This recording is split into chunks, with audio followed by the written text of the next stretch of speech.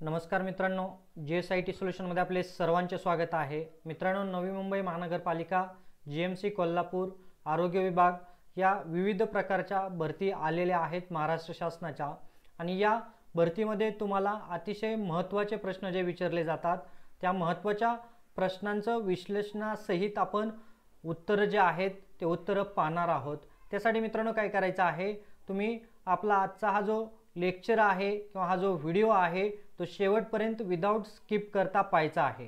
म्हणजे तुम्हाला या प्रश्नांची जी काही तयारी आहे ती तयारी फ्री ऑफ कॉस्ट मध्ये आपल्या चॅनलच्या माध्यमातून करून घेतली जाते। आणि सगळ्यात महत्त्वाचं मित्रांनो, तुम्ही अजूनपर्यंत जर आपल्या चॅनलला लाईक, सबस्क्राइब आणि शेअर केलं नसेल तर प्लीज आपल्या चॅनलला लाईक करा, सबस्क्राइब करा आणि सगळ्यात महत्त्वाचं म्हणजे बेल आयकॉनचं बटन क्लिक करा। म्हणजे असेच माहितीपूर्ण नवनवीन व्हिडिओ सर्वात अगोदर तुमच्यापर्यंत येऊन जातील। तर बघा, आजचं हे आपलं तिसरं लेक्चर आहे। त्याच्यामध्ये सगळ्यात महत्त्वाचा पहिला प्रश्न तुमच्या समोर आहे मित्रांनो। बघा, पहिला प्रश्न काय आहे, महाराष्ट्रातील संस्कृत कवींचा जिल्हा कोणता? इथं संस्कृत मधील कवी विचारलेले आहे आणि तुमचा 30 सेकंदाचा जो टायमिंग आहे तो 30 सेकंदाचा टायमिंग मित्रांनो सुरू झालेला आहे। बघा, आपल्या डोक्याला ताण द्यायचा आहे आणि याचं जे अचूक उत्तर आहे ते अचूक उत्तर कमेंट करायचं आहे। 30 सेकंदाचा कालावधी। परीक्षेमध्ये अशाच पद्धतीने तुम्ही टायमिंग लावून जर उत्तर सोडवली प्रत्येक प्रश्नांची तर तुमचं नक्कीच या ठिकाणी सिलेक्शन होणार आहे। 30 सेकंदाचा कालावधी तुमचा संपलेला आहे आणि याचं उत्तर आहे महाराष्ट्रातील संस्कृत कवीचा जिल्हा म्हणून नांदेड या जिल्ह्याला ओळखलं जातं। कोणता जिल्हा? नांदेड जिल्हा।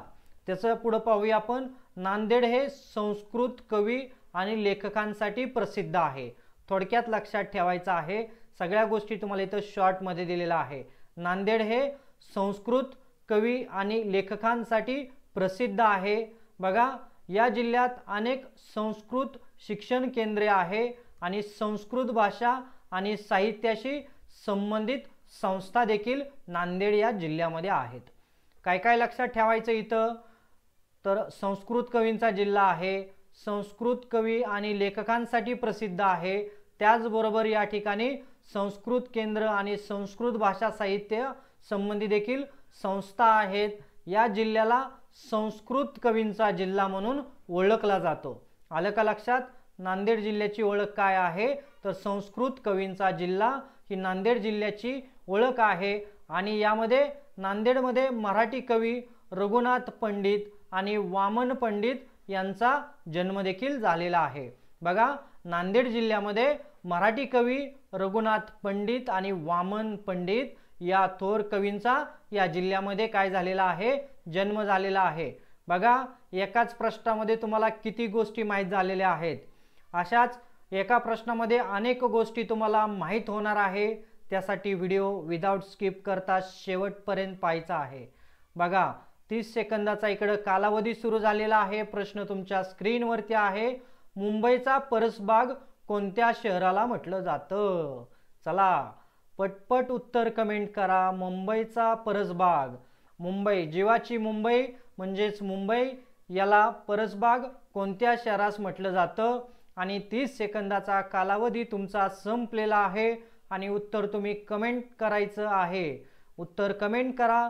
चला, मुंबई शहराचा परसबाग कोणता आहे? मुंबईची परसबाग म्हणून नाशिक जिल्ह्याची ओळख आहे। थोडक्यात लक्षात ठेवा, मुंबईची परसबाग म्हणून नाशिक जिल्ह्याची ओळख आहे। कारण काय आहे तिकडं, तर मोठ्या प्रमाणामधून भाजीपाला मुंबईला पुरवला जातो। कुठून? नाशिक जिल्ह्यामधून। तसंच मुंबईच्या आसपासचे जे काही सर्व जिल्हे आहेत त्या जिल्ह्यामधून देखील भाजीपाला पुरवला जातो, परंतु सगळ्यात मोठ्या प्रमाणावर भाजीपाला हा नाशिक जिल्ह्यामधून पुरवला जातो। अधिक माहिती बघा, नाशिक जिल्ह्यात मोठ्या प्रमाणावर भाजीपाला उत्पादन केला जातो। इथं मुंबई बरोबर तुम्हाला नाशिक जिल्ह्याची देखील माहिती होणार आहे। या भाजीपाल्याचा पुरवठा मुंबईला केला जातो, त्यामुळे नाशिकला मुंबईची परसबाग असे म्हटलेलं आहे। नाशिक जिल्हा गवळीवाडा असेही म्हणतात। नाशिक जिल्ह्याला काय म्हटलं जातं? गवळीवाडा असं देखील म्हटलं जातं। बघा, नाशिक जिल्ह्याला गवळीवाडा देखील म्हटलं जातं। मुंबई पुणे प्रमाणेच नाशिक जिल्ह्याचे झपाट्याने औद्योगिकीकरण देखील होत आहे, कारण हा जिल्हा मुंबई पुणे या 2 मेट्रो शहरांना जोडलेला आहे, त्यामुळे नाशिकचं झपाट्याने औद्योगिकरण देखील होत आहे। चला पुढचा प्रश्न बघा मित्रांनो, तुमच्या समोर आहे, भारताचे राष्ट्रीय चिन्ह कोणते आहे? भारताचे राष्ट्रीय चिन्ह कोणते आहे असा प्रश्न मित्रांनो तुम्हाला विचारलेला आहे। 30 सेकंदाचा टाइमर सुरू आहे आणि तुमचं जे उत्तर आहे ते उत्तर तुम्ही मला कमेंट करायचे, पटपट कमेंट करा उत्तर। बघा 30 सेकंदाचा कालावधी सुरू आहे, वेळ हा कोणासाठीही थांबत नसतो, त्यामुळे तुमचं उत्तर कमेंट करायचं आहे। मी तुमच्यासाठी 30 सेकंद इथं थांबत आहे। चला आणि 30 सेकंद तुमची संपलेली आहेत मित्रांनो, तुम्ही उत्तर कमेंट केलं असेलच। बघा भारताचे राष्ट्रीय चिन्ह कोणते आहे? तर भारताचे राष्ट्रीय चिन्ह अशोक स्तंभ आहे। बघा भारताचे राष्ट्रीय चिन्ह कोणतं आहे? तर अशोक स्तंभ हे भारताचे राष्ट्रीय चिन्ह आहे। संविधानिक मान्यतेनुसार 26 जानेवारी 1950 रोजी अशोक स्तंभाला राष्ट्रीय चिन्ह म्हणून मान्यता मिळाली। अशोक चिन्हाला मान्यता कधी मिळाली असं विचारलं तरी 26 जानेवारी 1950 रोजी अशोक स्तंभाला राष्ट्रीय चिन्ह म्हणून मान्यता मिळाली आहे। या चिन्हाबद्दल आपण थोडक्यात माहिती पाहूया। अशोक स्तंभाला शासन, संस्कृती आणि शांतीचे प्रतीक मानले जाते। बघा याला काय केलं जातं? अशोक स्तंभाला शासन, संस्कृती आणि शांती। बघा अशोक स्तंभाला या 3 गोष्टी मानल्या जातात। त्याच्यानंतर अशोक स्तंभात 4 सिंह एका वर्तुळाकार तळावर बसलेले आहेत। याच्यामध्ये काय आहेत? 4 सिंह एका वर्तुळाकार तळावर बसलेले आहेत। त्याच्यानंतर बघा या सिंह एका मागोमाग एक उभे आहेत। हे सिंह काय आहेत? तर हे एका मागोमाग उभे आहेत।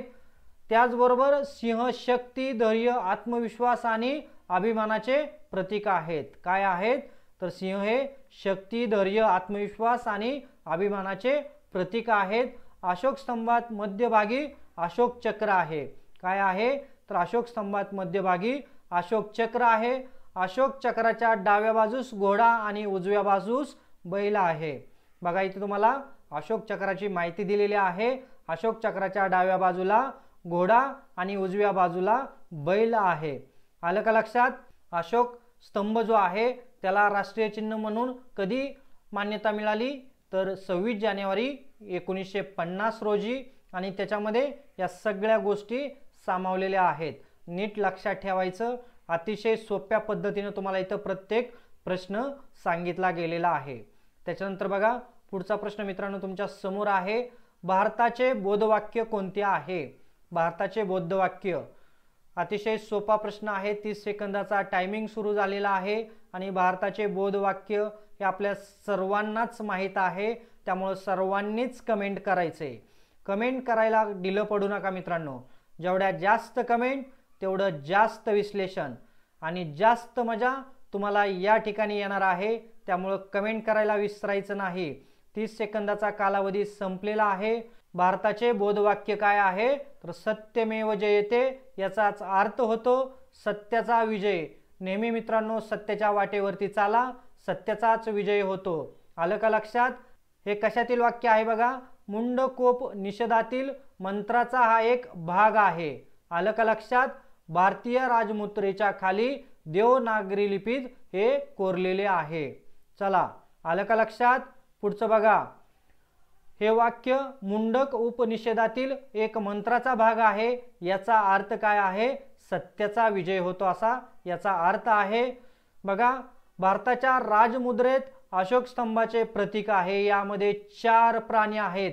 तुम्हाला असं देखील विचारलं जाऊ शकतं, भारताची जी राजमुद्रा आहे त्या अशोक स्तंभामध्ये किती प्राणी आहेत?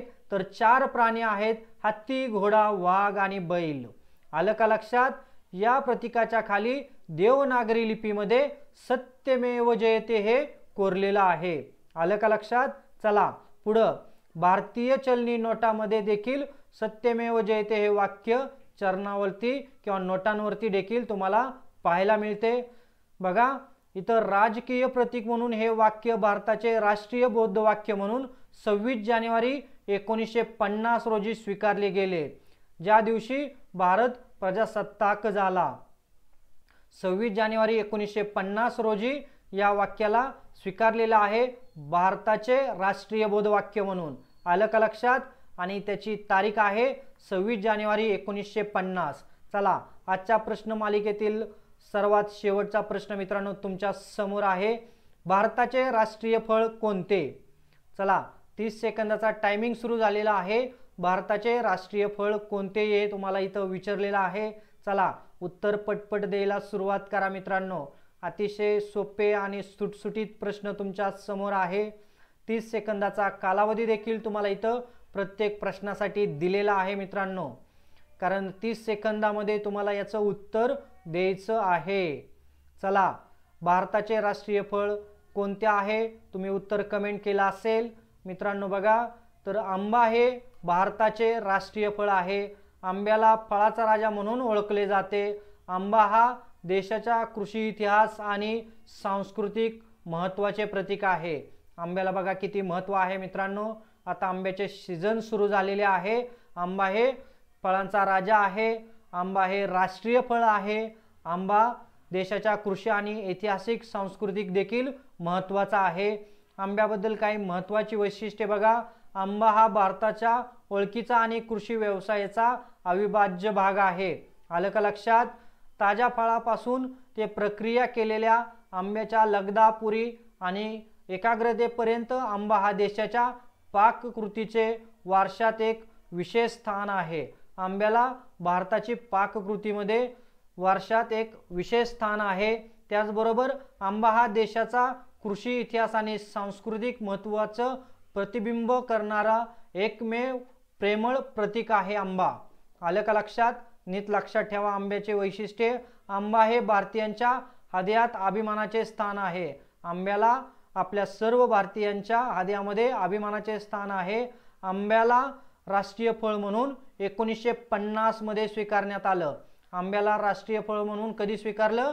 तर 1950 मध्ये आंब्याला राष्ट्रीय फळ म्हणून स्वीकारलेला आहे। तर मित्रांनो बघा, असे महत्त्वाचे 5 प्रश्न या ठिकाणी आपल्या आजच्या लेक्चरमध्ये आपण पाहिलेले आहेत।